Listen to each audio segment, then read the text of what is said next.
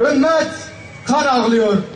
Mısır'da, Suriye'de, Kürdistan'da, Irak'ta, Çeçenistan'da 21. yüzyılın Kerbelası yaşanıyor.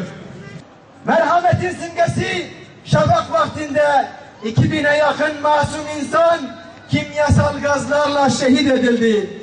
Hem de insan hakları hem de insan kisvesine bürünmüş vahşi caniler tarafından. 30 bin Kürt kardeşimiz Rojava'dan kaçıp gurbet yollarına düştüler.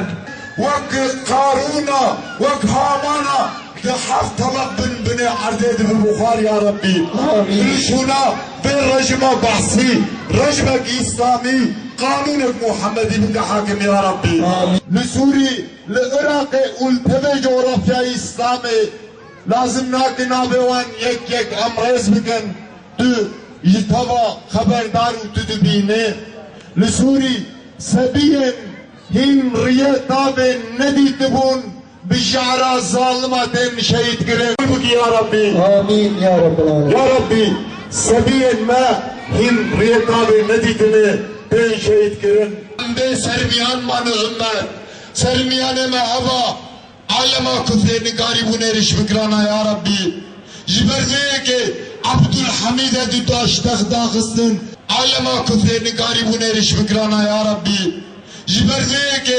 عبدالحمید دوتاش تخداخستن جباب امته به سراکو سرمیان بهله جقات خواه وقت قرآنت مظلومه بر یا مغازی تکربون همیشی دست خواه بکن امدبن یا ربی جقات خواه تو رهبره کی سراکه کی رزانه کی وقت صلاح الدینه کی حسینه کی جبر بشین جبو گوشنا باشولاتا جلوشلاتا نابین خاچ پرسته هم چاق که ارده اسلام در یا ربی